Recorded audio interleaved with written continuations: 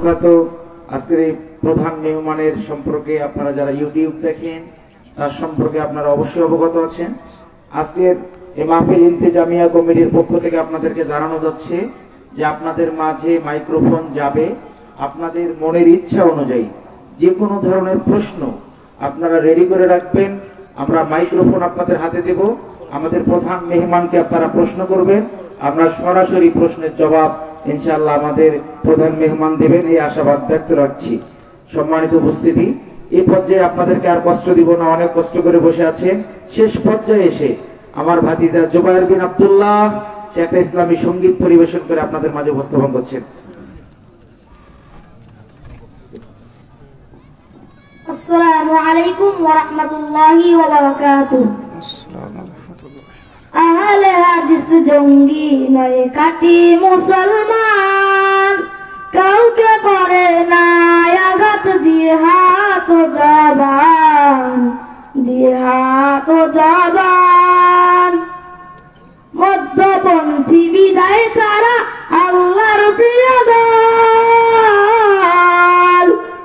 নবীর ভাষায় ফেরকায়ে নাজিয়া আখিরাতে সুফল। বিরাতিত বন্ধনে গড়ে আদর্শ উম্মাহ, ফিতনা ফাসাদ ঘৃণা করে দূর করে জুলমাত। আহলে হাদিস জঙ্গি নয় খাঁটি মুসলমান, কাউকে করে না আঘাত দিয়ে হাত ও জবান, দিয়ে হাত ও জবান। হকের পথে ডাকে সদা কোরআন হাদিস মতে, হকের পথে ডাকে সদা কোরআন হাদিস মতে। বাতিল তায়াত জ্বলে পুরে বিনাশ হয় ভারতে, চরম পন্থায় ঝুঁকায় আর করুণা হচ্ছে প্রবাসী। জঙ্গিবাদের ডেন্ডিক পেয়ে তারা হচ্ছে সন্ত্রাসী। আহলে হাদিস জঙ্গি নয় খাঁটি মুসলমান, কাউকে করে না আঘাত দিয়ে হাত ও জবান, দিয়ে হাত ও জবান। শিরিক বেদাতের বিরুদ্ধে তাদের এই আন্দোলন, সেই ভয়েতে ভণ্ড পীরের বুকে ওঠে কাঁপন। শিরিক বেদাতের বিরুদ্ধে তাদের এই আন্দোলন, সেই ভয়েতে ভণ্ড পীরের বুকে ওঠে কাঁপন। চরম পন্থায় ঝুঁকায় আর তরুণরা হচ্ছে প্রবাসী। হানাহানির সয়লাবে তারা, হানাহানির সয়লাবে ভাসছে বিশ্ববাসী। আহলে হাদিস জঙ্গি নয় খাঁটি মুসলমান, কাউকে করে না আঘাত দিয়ে হাত ও জবান, দিয়ে হাত ও জবান। আসসালামু আলাইকুম ওয়া রাহমাতুল্লাহি ওয়া বারাকাতুহু। ধন্যবাদ জুবায়ের বিন আব্দুল্লাহকে। আমাদের কাঙ্ক্ষিত মেহমান আপনাদের সামনে দীর্ঘ সময় ধরে বসে আছেন। আপনারা সকলেই তাকে আমরা মোটামুটি ইউটিউব চ্যানেলের মাধ্যমে, আমি নিজেও চিনি, আমি বিশ্বাস করি আমাদের এলাকার লোকজন ইউটিউবের মাধ্যমেই তাকে আমরা চিনে থাকি। এই পর্যায়ে আলোচনা নিয়ে এসেছেন আমাদের আহলে হাদিসের সুযোগ্য কর্ণধার এবং বলিষ্ঠ কণ্ঠস্বর, সহিহ সুন্নাহ ভিত্তিক আলোচনার এক উদ্দীপনার মহামাধ্যম, নিজের কণ্ঠকে বিলিয়ে দিয়ে সহিহকে এই পৃথিবীর জমিনে বাস্তবায়নের জন্য সুদূর ভারত থেকে বাংলাদেশের বিভিন্ন প্রান্তরে প্রান্তরে ঘুরিয়ে বেরিয়ে এই সহিহ হাদিসকে আমাদের মাঝে বিতরণ করার উদ্দেশ্যে তিনি আমাদের মাঝে ঘুরে বেড়াচ্ছেন, চষে বেড়াচ্ছেন। সেই অনুযায়ী আমাদের মাঝে তিনি উপস্থিত হয়েছেন। আপনাদেরকে যে উদাত্ত আহ্বান আমি রেখেছি, আপনাদের কাছে মাইক্রোফোন অবশ্যই যাবে। আপনারা মনের যে কোণে যে আপনারা প্রশ্নটা রেখেছেন সে প্রশ্নটা অবশ্যই জমা করে রাখেন। আমরা মাইক্রোফোন দেব, আপনাদের সেই প্রশ্ন অনুযায়ী আমাদের প্রধান মুহতারাম তিনি আমাদের মাঝে সেই প্রশ্নের জবাব দেবেন। এ পর্যায়ে বিশিষ্ট ধর্মতত্ত্ববিদ, মুর্শিদাবাদ ভারত থেকে আগত জনাব ব্রাদার রাহুল হোসেন রুহুল আমিন মহোদয়কে আমি তার গুরুত্বপূর্ণ আলোচনা আমাদের মাঝে উপস্থাপন করে আমাদেরকে ধন্য করার আহ্বান জানিয়ে আমি তাকে বিশেষভাবে অনুরোধ জানাচ্ছি তার আলোচনা উপস্থাপন করার জন্য। আসসালামু আলাইকুম ওয়া রাহমাতুল্লাহ।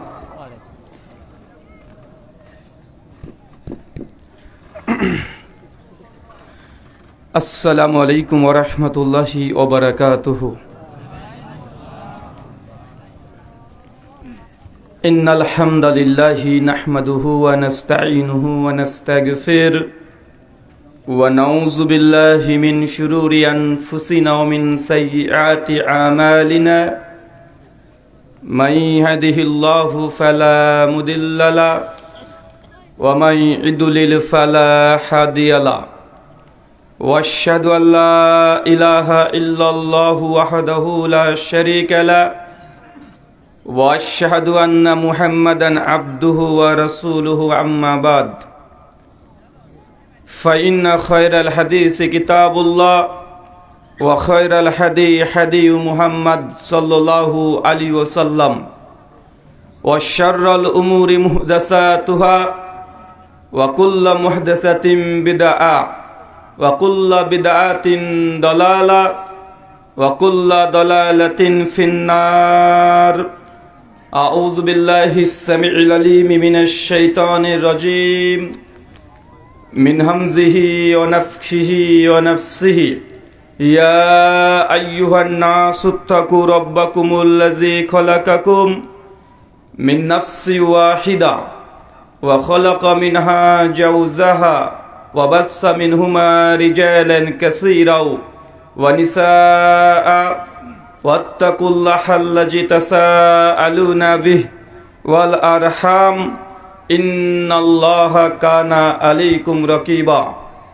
يا أيها الذين آمنوا اتقوا الله وقولوا قولا سديدا يصلح لكم أعمالكم يغفر لكم ذنوبكم ومن يطع الله ورسوله فقد فاز فوزا عظيما.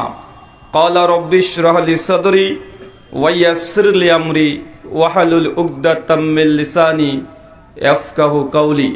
ربي زدني علما وزدني فهما. عن مبي بن كراثة رضي الله عنه قال قال رسول الله صلى الله عليه وسلم إذا فسد الشام فلا خير فيكم لا تزال طائفة من أمتي منصورين لا يضرهم من خذلهم حتى تقوم الساعة.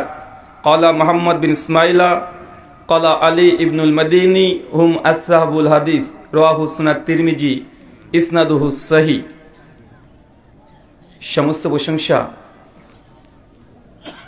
সেই মহান সত্তা আল্লাহ সুবহানাহু ওয়া তাআলার জন্য, যিনি আমাদের সৃষ্টি করেছেন। শুধুই সৃষ্টি করেননি, এই পৃথিবীতে সহস্র কোটি মাখলুকাত সৃষ্টি করার পরেও যিনি আমাদের এই মানব জাতিকে সর্বশ্রেষ্ঠ জাতি, সর্বশ্রেষ্ঠ মাখলুকাত এবং সর্বশ্রেষ্ঠ নবী মুহাম্মদে আরবি সাল্লাল্লাহু আলাইহি ওয়াসাল্লামের উম্মত হিসেবে প্রেরণ করেছেন, সেই মহান সত্তা আল্লাহ সুবহানাহু ওয়া তাআলার সংক্ষিপ্ত শুকরে সুজুদ আদায় করি তার নিজেরই শেখানো ভাষা দিয়ে। সকলে এক বাক্যে পড়ি আলহামদুলিল্লাহ। অতঃপর সহস্র কোটি দুরুদ এবং সালাম বর্ষিত হোক নবীউর রাহমা মুহাম্মদ সাল্লাল্লাহু আলাইহি ওয়াসাল্লামের প্রতি। সম্মানিত সুধী, বুজরুক জামালপুর যুব সমাজের উদ্যোগে এবং পরিচালনায় আজ তৃতীয় বার্ষিকী আজিমুশ-শান ইসলামী মহাসম্মেলন তারিখ 30শে ডিসেম্বর 2024 সোমবার। আজকের এই আলোচনা সভাটিকে সফল করার জন্য যারা সার্বিক দিক থেকে সাহায্য এবং সহযোগিতা করেছেন তাদের প্রত্যেকের নাম ধরে স্বতন্ত্রভাবে শুকরিয়া আদায় করা সম্ভব নয়। তারপরেও আজকের এই আলোচনা সভার সভাপতি, সহসভাপতি, অতিথি এবং বিশেষ অতিথি সহ দূর দূরান্ত থেকে যেসব দিনী ভাই এবং বোনেরা আলোচনা শ্রবণের উদ্দেশ্যে একত্রিত হয়েছেন এবং যারা অর্থ, শ্রম, মেধা, দোয়া এবং পরামর্শ দিয়ে এই ইসলামী সম্মেলনকে সফল করার জন্য সহযোগিতা করেছেন, আল্লাহ সুবহানাহু ওয়া তাআলা তুমি তাদের প্রত্যেকের নেক নিয়াত এবং নেক আমলগুলোকে কবুল করে নাও, সকলে পড়ি আমিন। সম্মানিত সুধী, বাদ মাগরিব থেকেই বিভিন্ন আলোচক তারা পবিত্র কোরআনুল কারীম এবং হাদিসে মুবারকা থেকে অনেক গুরুত্বপূর্ণ আলোচনা আপনাদের সামনে পেশ করেছেন। আজকের এই আলোচনা সভার অন্তিম লগ্নে আপনাদের সামনে উপস্থিত হয়েছি।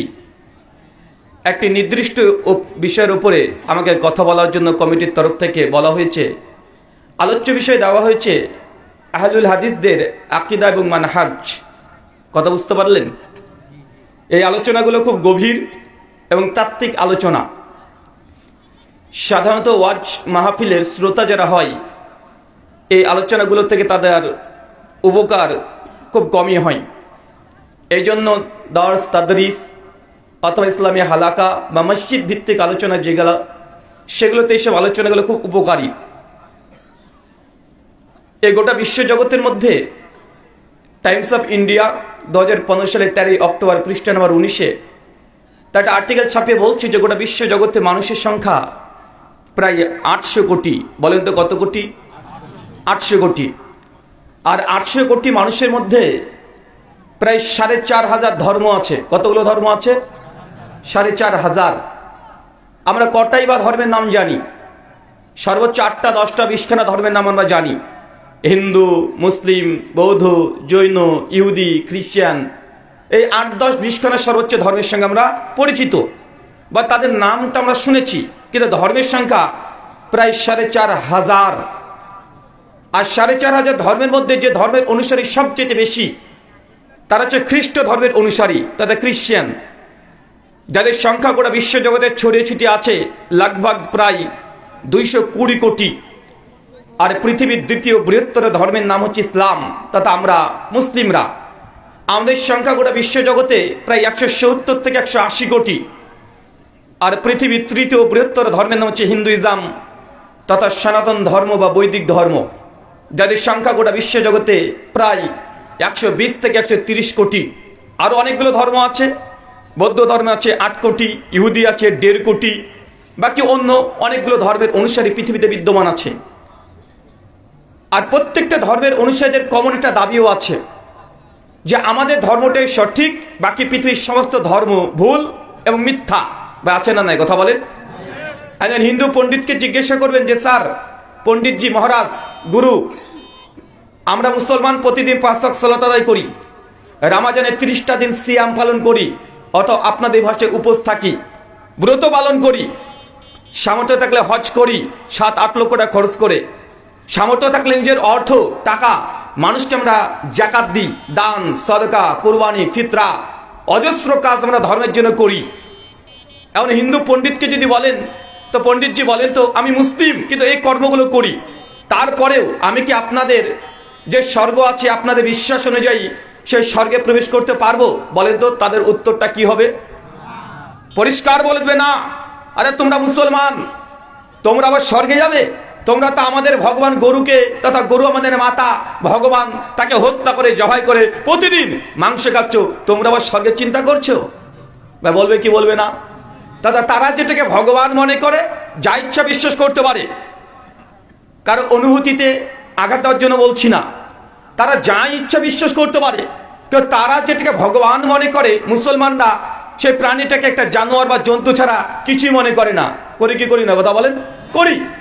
অত বোঝা যাচ্ছে যে আমরা মুসলমান। এত নামাজ, রোজা, হজ, জাকাত, দান, সদকা, ফিতরা সমস্ত ভালো কর্মগুলো করেও হিন্দু ধর্ম বিশ্বাস অনুযায়ী মুসলমান এই ধর্মটাই একটা বাতিল ধর্ম তারা বিশ্বাস করে। করে কি করে না? আবার আমরা মুসলমান, আমাদের কাছে কোনো হিন্দু পণ্ডিত যে দেশে বলে যে মৌলানা সাহেব আমরা প্রত্যেক দিন ব্রত পালন করি, আমরাও অঞ্জলি দিই, আমরা তীর্থ করতে যাই, আমরাও লাখ লাখ কোটি কোটি টাকা খরচ করে দুর্গা পূজা, কালী পূজা, লক্ষ্মী, সরস্বতী, জগদ্ধাত্রী, মনসা সব সময় আমরা পূজা অর্চনা করছি, আমরা দান সদকা সবই করি। এখন বলেন তো আমরা আপনাদের মুসলিম ধর্ম বিশ্বাস অনুযায়ী আমরা হিন্দুরা তথা সনাতনী, আমরা কি আপনাদের জান্নাতে যেতে পারবো? আমাদের অ্যান্সার কি হবে? আমরা এক বাক্যে বলবো যে না, আরে তোমরা তো শিরিক করেছো, আল্লাহ সুবহানাহু ওয়া তাআলার সঙ্গে শিরিক স্থাপন করেছো। আমরা ডজন খানিক কোরআনের আয়াত, ডজন খানিক হাদিস আমরা গটগট করে মুখস্থ করে দিয়ে বলে দেবো যে তোমাদের থাকার জায়গায় জাহান্নাম, তোমরা চিরস্থায়ী, তোমরা জাহান্নামে যাবে, তোমরা কখনোই স্বর্গ তথা জান্নাত যেতে পারবে না। ভাই বলবো কি বলবো না? তার মানে বোঝা যাচ্ছে পৃথিবীর সমস্ত ধর্মের একটা কমন বিশ্বাস যে তাদের ধর্মটাই ঠিক, বাকি পৃথিবীতে যতগুলো ধর্ম আছে সবগুলো মিথ্যা তথা ফলস। আমরা তো আছি শুধুমাত্র মুসলিমদেরকে নিয়ে, কেননা আপনি 90% ইসলামী রাষ্ট্রে আপনি বসবাস করছেন, কিন্তু আমি যে দেশ থেকে এসেছি সেই দেশের মানুষের সংখ্যা কত জানেন? 140 কোটি। কত কোটি? বাংলাদেশে কত? 18 কোটি।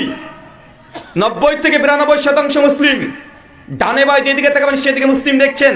ঠিক এটার উল্টো হয়ে যায় যখন ইন্ডিয়াতে যাবেন, ডানে বাই যেদিকে তাকাবেন সবগুলো হিন্দু সনাতনী দাদাকে দেখতে পাবেন, মুসলমান সেখানে সংখ্যালঘু। সংখ্যালঘুকে লঘু নয়, লঘু। তারপরে শুধু ইন্ডিয়াতে কমপক্ষে 83খানা ধর্মের মানুষ বসবাস করে। কয়টা?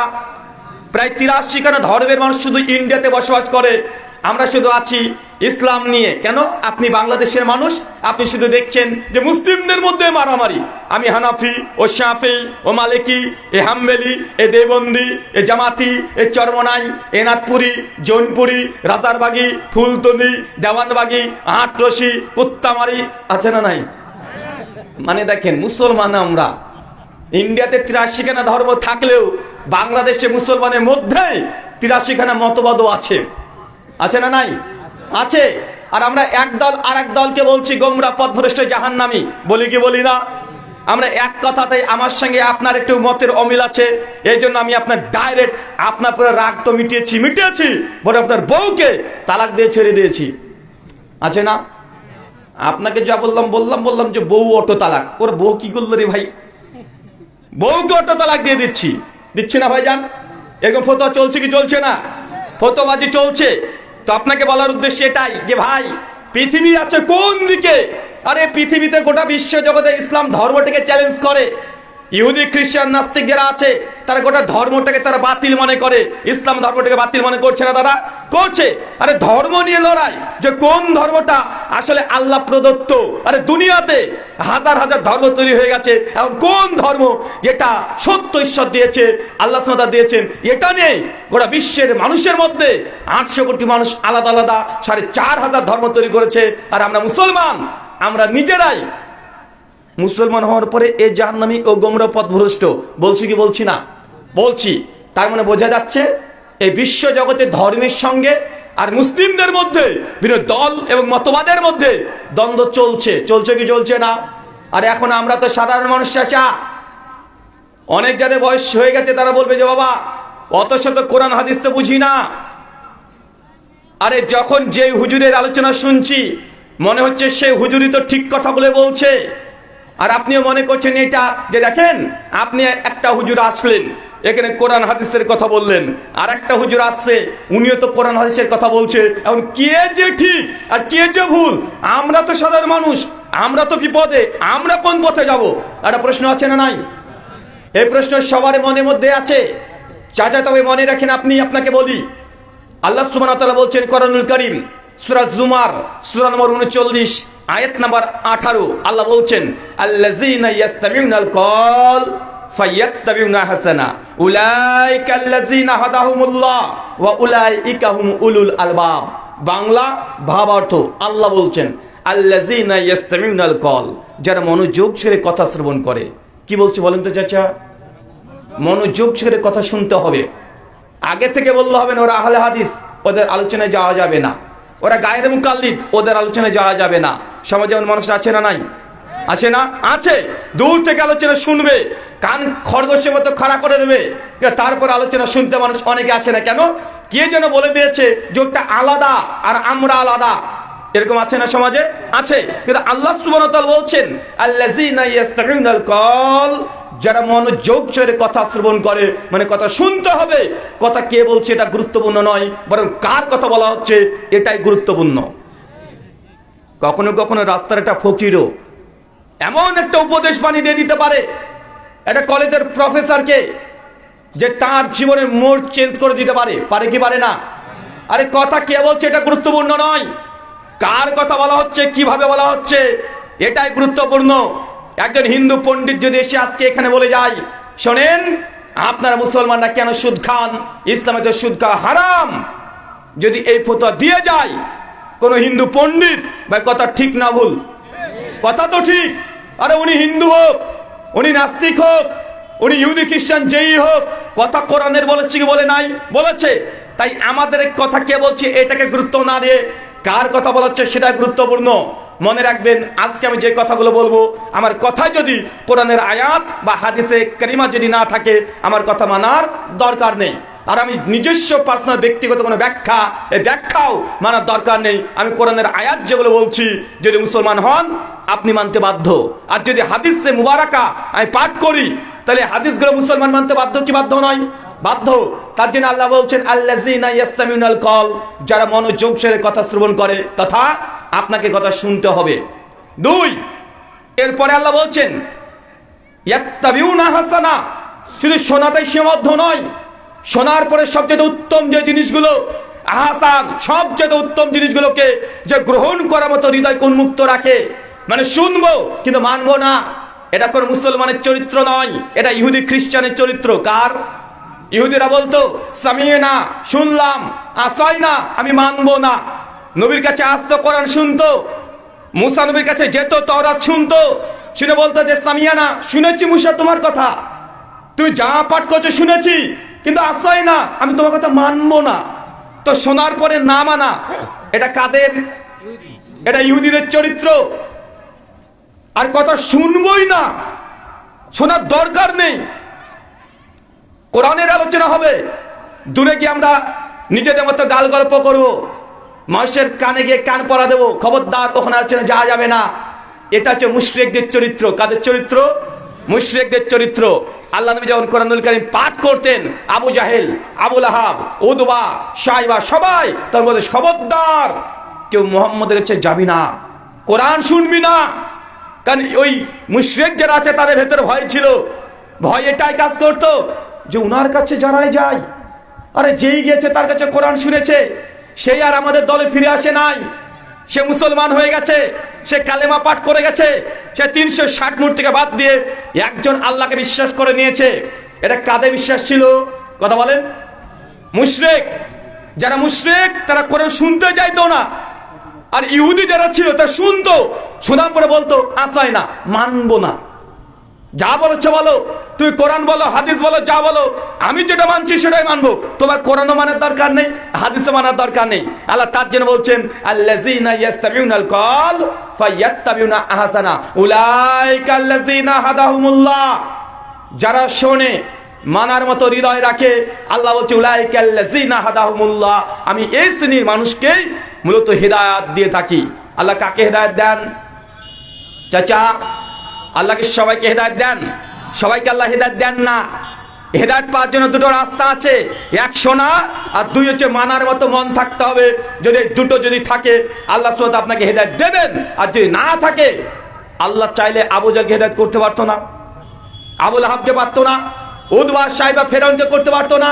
পারতো, কিন্তু তারা শুনতেই চায়নি, মানার মতো কোনো হৃদয়টা উন্মুক্ত করেনি। এই জন্য তাদেরকে আল্লাহ সুবহানাহু ওয়া তাআলা হেদায়েত করেনি।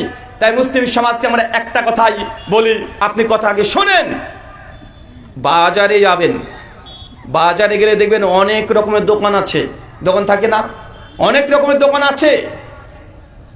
পচা বেগুনও পাওয়া যায়, পচা মাছও পাওয়া যায়, আবার ইলিশ মাছটাও পাওয়া যায়। 15 টাকা সওয়া পুঁটি মাছটাও পাওয়া যায় পচা, আবার 3000 টাকা কিলো ইলিশ মাছও পাওয়া যায়। যায় কি যায় না? এখন আপনি কি কিনতে যাচ্ছেন আগে নিয়াত করেন। আপনি যদি মনে করেন যে না পচা মাছ কিনবো, পচা পোকা লাগা বেগুনটা কিনবো, আপনি সেটাই কিনতে পারবেন। আর যদি মনে করেন যে না 3000 টাকা দামে ইলিশ মাছ কিনবো, তা আপনার 3000 টাকা দামে ইলিশ মাছ আপনাকে কিনতে হবে। আপনাকে সেইভাবেই নিয়াতটাকে আগে পরিশুদ্ধ করে আপনাকে যেতে হবে। মার্কেটে অনেক কিছুই থাকবে, কিন্তু আপনাকে কি রুচিতে হয়, আপনার কি খাবেন, এটা আপনার উপরে নির্ভর করছে। কেননা আপনার কবরে আমাকে সেদিন পাবেন না। পাবেন? কথা বলেন। আপনার পীর সাহেবকে পাবেন, আপনার দুনিয়ার কোন আলেম আপনার কবরে যাবে, তিনটে প্রশ্ন করবে, সেই তিনটে প্রশ্নের অ্যান্সার দেওয়ার জন্য কবরে কোনো ব্যক্তি যাওয়া তো দূরের কথা, সহযোগিতাও করবে না। আপনাকে সেদিন একাই অ্যান্সার করতে হবে, সেদিন আপনি নিজেই অ্যান্সার করতে হবে। যদি অ্যান্সার না করতে পারেন তাহলে আপনার জন্য কঠিন আযাবের ব্যবস্থা আছে। এ কথা আপনারা একাধিকবার কোরআন এবং হাদিস থেকে আপনারা শুনেছেন। আল্লাহ সুবহানাহু ওয়া তাআলা তুমি আমাদের মনটা হেদায়েত পাওয়ার জন্য ব্যাকুল করে দাও। সকলে পড়ি আমিন। সম্মানিত সুধী, আহলে হাদিস এরা কি আগে বুঝতে হবে।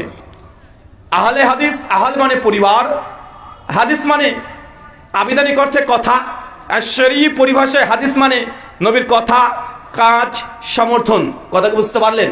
আর এটা পারিভাষিক অর্থে বলা হয় যারা কোরআন এবং হাদিসকে ফাহামুস সালাফ, সালাফদের ফাহাম অনুযায়ী বুঝে এবং আমল করে এবং আকীদাকে লালন করে, এদেরকে আহলে হাদিস বলে। কথা বুঝতে পারছেন না?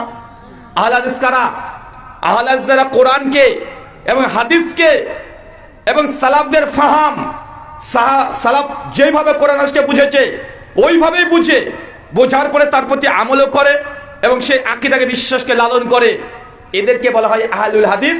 সংক্ষিপ্ত পরিভাষায় চলেন আহলে হাদিসদের উসুল কি এটা আমরা বুঝে নিই। দেখেন, সমাজে অনেকগুলো মতবাদ আছে, এটা থাকবেই। আল্লাহ নবী বলে দিয়েছেন, সুনান আবু দাউদ কিতাবুল ফিতান হাদিস নম্বর 4597, আল্লাহ নবী বলছেন আমার উম্মতের মধ্যে 73টা দল হবে। কয়টা?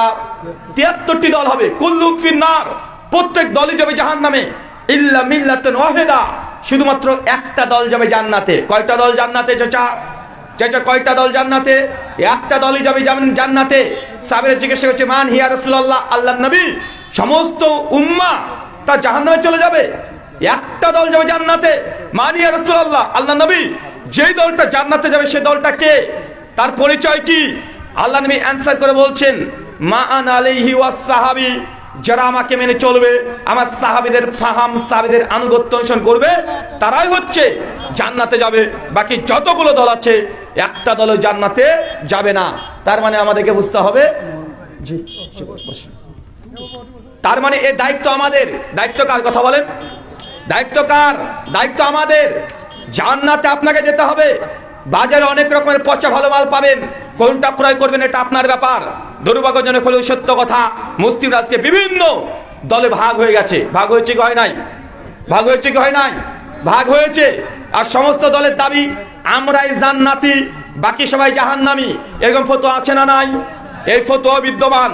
এখন আপনাকে দেখতে হবে যে কোন দল আসলে কোরআন সুন্নাহর কথা বলে আর কোন দল আছে যারা মানুষ রচিত মানুষের কথাকেই আগে প্রাধান্য দেয়। চলেন আমি কয়েকটা উদাহরণ দিই, আমি আপনাকে বোঝানোর চেষ্টা করব অন্য অন্য দল বা সংগঠন আর আহলে হাদিসদের মধ্যে পার্থক্য কি। চলেন একটা মাসালা বলি।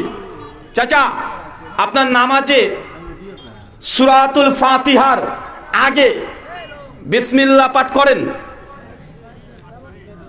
বিসমিল্লাহ পাঠ করেন? জোরে না আস্তে? আমরা আস্তে পাঠ করি না? আমরা আহলে হাদিস আস্তে পাঠ করি। হানাফি ভাই যারা আছে তারা আস্তে বলে, মানে আউযুবিল্লাহ বিসমিল্লাহ আস্তে পাঠ করার পরে মাগরিব এশা ফজরে আলহামদুলিল্লাহি রাব্বিল আলামিন আমরা জোরে পাঠ করি, করি না ভাইজান? এটা হচ্ছে হানাফি মাযহাব। কি মাযহাব? ইমাম আবু হানিফা রাহিমাহুল্লাহ বলেছেন নামাজে যখন দাঁড়াবে সূরা ফাতিহার পূর্বে আউযুবিল্লাহ বিসমিল্লাহ এটা অনুচ্চ স্বরে শব্দহীন ভাবে পাঠ করতে হবে, এটা হানাফি মাযহাব। কিন্তু ইমাম শাফিঈ, চাচা বলেন তো কে? ইমাম শাফিঈ রাহিমাহুল্লাহ, জন্ম 150 হিজরি, মৃত্যু 204 হিজরি। উনার ফতোয়া, শাফিঈ মাযহাবের ফতোয়া যে না, আউযুবিল্লাহ বিসমিল্লাহ দুটোই ফাতিহা সূরার মতো জোরেই বলতে হবে। কি করতে হবে? জোরে বলতে হবে। তার জন্য শাফিঈ মাযহাবের মানুষ দেখবেন ওরা আউযুবিল্লাহ বিসমিল্লাহ জোরেই পাঠ করে। যারা প্রবাসে আছেন মালয়েশিয়াতে বেশিরভাগ শাফিঈ মাযহাবের অনুসারী আছে। ভারতের দক্ষিণ ভারত তথা কেরলাতে ওইখানেও শাফিঈ মাযহাব বেশি আছে, তারা আউযুবিল্লাহ বিসমিল্লাহ দুটোই জোরে পাঠ করে। কিন্তু হানাফি ভাইরা জোরে পাঠ করে না আস্তে পাঠ করে? আস্তে পাঠ করে। এখন এই তো দ্বন্দ্ব। ইমাম আবু হানিফা বলছে আস্তে বলতে হবে, ইমাম শাফিঈ বলছে জোরে বলতে হবে। এখন কি করবেন? আমরা আহলে হাদিস আমরা কি করি? আমরা দেখি যে ইমাম আবু হানিফা রাহিমাহুল্লাহ আস্তে যে সূরা ফাতিহার পূর্বে বিসমিল্লাহ আউযুবিল্লাহ পড়তে হবে, এর পক্ষে কি দলিল দিয়েছে? তো দেখলাম এর পক্ষে সহিহ মুসলিম থেকে দলিল দিয়েছে, আবু হুরায়রা থেকে, আবু সাইদ খুদরি থেকে, উবাদা বিন সামিত থেকে, আমা আয়েশা থেকে, সহিহ মুসলিমের প্রায় 4 থেকে 5 খানা ইমাম আবু হানিফা রাহিমাহুল্লাহ তার মাযহাবের পক্ষে দলিল পেশ করেছে যে আউযুবিল্লাহ বিসমিল্লাহ এটা আস্তেই বলতে হবে। আমরা তারপর দেখলাম ইমাম শাফি কি দলিল দেয়, তার কিতাবুল উম উঠিয়ে দেখলাম ইমাম নাওয়াবী রাহিমাহুল্লাহ তার সহিহ মুসলিমের শারহ সহিহ মুসলিম দেখলাম, দেখি ইমাম শাফি মতের পক্ষে উনারাও বেশ কিছু কোরআনের আয়াত বেশি হাদিস নিয়ে এসেছেন। তবে যে হাদিসগুলো নিয়ে এসেছেন প্রত্যেকটা হাদিসের সনদে দুর্বলতা আছে। কি আছে? সনদ যায়িফ। যেমন তিরমিজিতে এসছে, তিরমিজিতে হাদিসে এসছে, ইমাম তিরমিজি হাদিসটা নিয়ে এসেছে, নিয়ে এসে লিখছেন এখানে হাযা হাদিসুন যায়িফুন, এই হাদিস যায়িফ। আমরা হাদিস দেখলাম যে এই মাসালায় ইমাম আবু হানিফার দলিলগুলো ওয়াকাট্ট এবং সহিহ, কিন্তু ইমাম শাফি যে দলিল দিয়েছে দুর্বলতা আছে, যায়িফ। আমরা আহলের সিদ্ধান্ত এই মাসালায় ইমাম আবু হানিফা রাহিমাহুল্লাহ হকের নিকটবর্তী, তাই আমরা আহলে হাদিস আমরা এই ফতোয়া দিয়েছি। দেখেন নামাজে আউযুবিল্লাহ বিসমিল্লাহ আস্তে বলতে হবে, জোরে বলা যাবে না, যদি এটা শাফি মাযহাব। কথা কি বুঝতে পারলেন? আমরা কোন দিকে গিয়েছি? আমরা দেখেছি কার দলিল মজবুত, কারটা বেশি শক্তিশালী, কারটা হকের নিকটবর্তী, আমরা সেটাকে প্রাধান্য দিয়েছি। আর একটা মাসালা উল্টে দিই, তাহলে আপনারা বুঝতে পারবেন ইসলামটাকে বুঝেন। যতক্ষণ না বুঝছেন ততক্ষণ এই সমাজে যত দল আছে আমরা না জেনে অধিকাংশ মানুষ মারামারি করি। যখন জানবেন আস্তে আস্তে অনেকটা এই দ্বন্দ্ব আপনার কেটে যাবে। আলোচনা কঠিন হলেও আপনাকে বোঝার চেষ্টা করতে হবে। এরপর থেকে ইমাম শাফির একটা মাযহাব, ইমাম শাফি রাহিমাহুল্লাহ তিনি বলছেন নামাজে মুক্তাদি ইমামের সঙ্গে সঙ্গে সূরা ফাতিহা পড়বে শব্দ না করে। কোন মাযহাব এটা? শাফি। এবং বলছে এটা ওয়াজিব, না পড়লে নামাজই হবে না। ইমাম আবু হানিফার মাযহাব যে না, ইমামের পেছনে মুক্তাদি ফাতিহা পড়ার দরকার নেই, ইমামের কিরাত মুক্তার জন্য যথেষ্ট হয়ে যাবে। তার জন্য হানাফি ভাইরা ইমামের পেছনে ফাতিহা সূরা পড়ে না। পড়ে নাকি? কথা বলেন, পড়ে না। তো যারা শাফি মাযহাব মানে তারা বলছে পড়তে হবে এবং ওয়াজিব, না পড়লে নামাজ হবে না। আর আবু হানিফা রাহিমাহুল্লাহ বলছে পড়লে নামাজ মাকরুহে তাহরিমি হয়ে যাবে, মানে নামাজ বাতিল হওয়ার চান্স আছে। এখন দুই মাযহাব মতভেদ হয়েছে কি হয় নাই? হয়েছে না? একজন বলছে পড়লে নামাজ হবে না, আরেকজন বলছে পড়তেই হবে, না পড়লে নামাজ হবে না। আহলে হাদিসদের রাসূল কি? আমরা দেখলাম আবার এই মাসালায় কাদের দলিল মজবুত? ইমাম আবু হানিফা রাহিমাহুল্লাহ যে বলছে হবে না, তার পক্ষে দলিল কি আছে? তাদের কিতাবাতি দেখলাম অনেকগুলো কোরআনের আয়াত হাদিস তারা পেশ করেছে। ইমাম শাফির কিতাবে তার মাযহাবের পক্ষে অনেকগুলো দলিল কোরআন হাদিসে পেশ করেছে। আমরা শেষে দেখলাম যে এই মাসালায় ইমাম শাফি রাহিমাহুল্লাহ ইমাম আবু হানিফা রাহিমাহুল্লাহ চাইতে তার দলিলগুলো অধিক মজবুত এবং সহিহ। আর আবু হানিফা রাহিমাহুল্লাহ এই মাসালায় যে দলিল দিয়েছে দুর্বলতা আছে।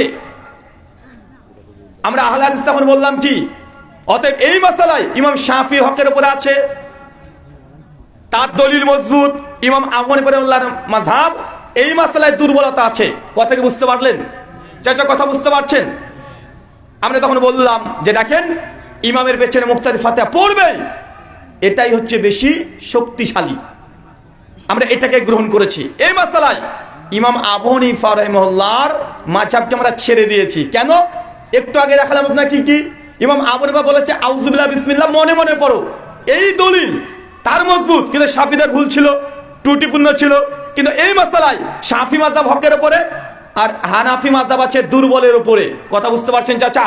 আমরা তখন বললাম যে না, আরে আমরা তো আতিউল্লাহ আতি রাসূল, কোন মাযহাবের ইমাম কি বলেছে এটা গুরুত্বপূর্ণ নয়, আল্লাহর নবী থেকে কি সাবিত আছে, কোনটা প্রমাণিত আছে আমরা সেই দিকে যাই। এটা হচ্ছে আহলে হাদিসের উসুল বা তাদের মানহাজ। আমরা এইভাবে বলেছি ইমামের পেছনে সূরাতুল ফাতিহা পড়বে, এটাই অধিকতর সহিহ। কথা বুঝতে পারছেন এতক্ষণ? আচ্ছা আরেকটা মাযহাবের উদাহরণ দিই। ইমাম মালিক নাম শুনেছেন? ইমাম মালিক 93 হিজরিতে জন্মগ্রহণ করেছেন, 179তে মৃত্যুবরণ করেছেন। আচ্ছা আপনাকে আরেকটা বিষয় ক্লিয়ার করি, অনেক মানুষ বুঝে না মাযহাব কি, অনেক মানুষ বুঝে না যে হানাফি মাযহাব বলতে কি বুঝায়। হানাফি মাযহাব কি জানেন? ইমাম আবু হানিফা একজন ব্যক্তির নাম। কার নাম? একজন ব্যক্তির নাম। আল্লাহ রাসূলের মৃত্যুর প্রায় 70 বছর পরে তার জন্ম হয়। কত বছর পর? নবী আলাইহিস সালাম মৃত্যুবরণ করছে 11 হিজরি, আবু হানিফা রাহিমাহুল্লাহ জন্মগ্রহণ করেছে 80 হিজরি। জি,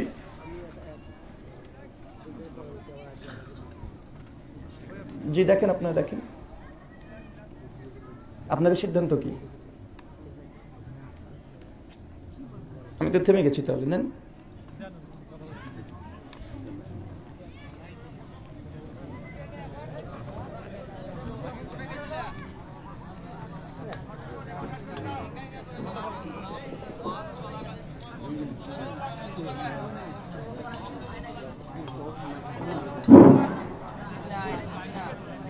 আসসালামু আলাইকুম।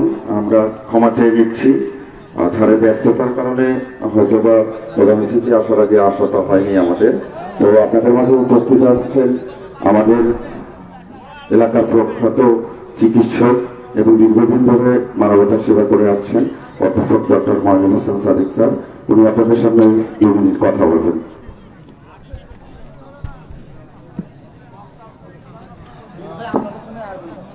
বিসমিল্লাহির রহমানির রহিম। বুজরুক জামালপুর যুব সমাজের উদ্যোগে আজকে 3য় বার্ষিক ইসলামী মহাসম্মেলনের আমি অত্যন্ত আনন্দিত এই কারণে যে আমাদের ভারত থেকে এই আলোচকরা এসেছেন, তারা তাদের নাম এখানে রাহুল ব্রাদার্স নামে বেশি সমাধিক পরিচিত, সেভাবেই শুনেছি এবং তাদেরকে দেখবার একটি আগ্রহ ছিল, সেই কারণে আসা। আরেকটি হচ্ছে যে আপনাদের কাছে দোয়া চাইতে এসেছি। প্রিয় মুসলিমবৃন্দ এবং সম্মানিত আলোচক, আসসালামু আলাইকুম। আমি আমি আমি দুঃখিত যে এই ওনার বক্তব্যের ছেদ ঘটানোর জন্য। আপনারা আমাকে প্রায় সবাই চেনেন। আমি আপনাদের কাছে দোয়া চাইতে এসেছি যে আমি তো জানেন আমি একজন সেবক হিসেবে কাজ করি আপনাদের, এবং আমি আরো বৃহত্তর পরিষদে আপনাদের সেবা করতে চাই। এই অবহেলিত, অনুন্নত, পশ্চাৎপদ সাদুল্লাপুর এলাকার মানুষের উন্নয়নের জন্য কাজ করতে চাই। এলাকার আল্লাহর ইচ্ছায় এলাকার মানুষের ভাগ্যের পরিবর্তনের জন্য কাজ করতে চাই।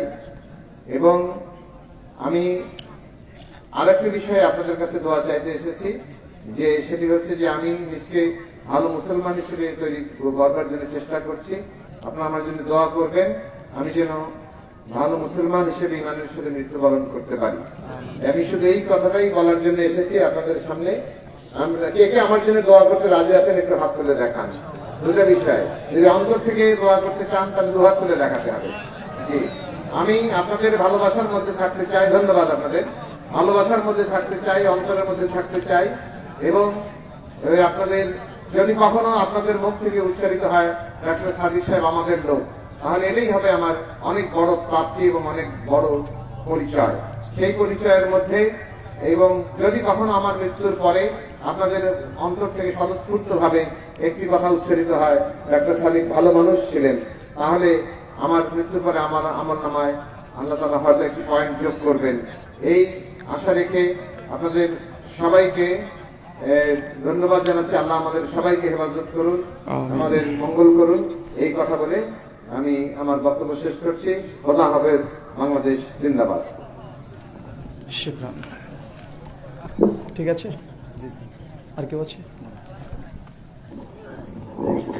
আসসালামু আলাইকুম ওয়া রাহমাতুল্লাহি ওয়া বারাকাতুহু। সম্মানিত সুধী, যে কথা বলছিলাম যে আমরা অনাথক মারামারি করি অজ্ঞতার কারণে। কিসের কারণে? অজ্ঞতার কারণে। হানাফি মাযহাব বলতে কি বুঝি চলেন 1 মিনিট আমরা বোঝার চেষ্টা করি। হানাফি বলতে এটা কোনো বিষয়ের নাম নয়, এটা একটা মানুষের নাম। কার নাম? আল্লাহর নবী, তিনি মৃত্যুবরণ করছে 11 হিজরি। আর ইমাম আবু হানিফা রাহিমাহুল্লাহ তিনি জন্মগ্রহণ করেছেন 80 হিজরি। কত হিজরি? 80 হিজরি। আর তিনি মৃত্যুবরণ করেছেন 150 হিজরি। তিনি জন্মগ্রহণ করেছেন কুফায়, তিনি মৃত্যুবরণ করেছেন কুফায়। তার নাম নোমান বিন সাবিত আল কুফি আল জুতি। কোথায় জন্মগ্রহণ করেছেন? কুফায়। মানে মদিনা থেকে প্রায় 1200 কিলোমিটার দূরে। কত কিলোমিটার দূরে? 1200 কিলোমিটার। এখান থেকে ঢাকা কত কিলোমিটার? মাত্র 300। মানে 4 বার ঢাকা পর্যন্ত যেতে হবে, তবে 1200 কিলোমিটার হবে। মানে মক্কা মদিনা থেকে প্রায় 1200 কিলোমিটার দূরে কুফা অঞ্চলে একজন বড় মাপের আলেম সেই সময় জন্মগ্রহণ করেছিলেন। তার নামই হচ্ছে আবু হানিফা রাহিমাহুল্লাহ। তিনি সেই সময় কোরআন হাদিস উসুল ফিকহ পড়ে যা বুঝেছেন, মানুষ তাকে যেসব প্রশ্ন করেছেন তিনি অ্যান্সার করেছেন। এখন এই যে তার প্রশ্ন অ্যান্সার বা তার গবেষণা বা তার বুঝ, তার ফাহাম, এগুলোকে পরবর্তী সময়তে তার অনুসারী যারা ছাত্র ছিল তারা সংকলন করে বই আকারে রূপ দিয়েছে। এটাকেই বলা হয় হানাফি স্কুল অফ থট বা হানাফি মাযহাব। কথা কি বুঝতে পারলেন?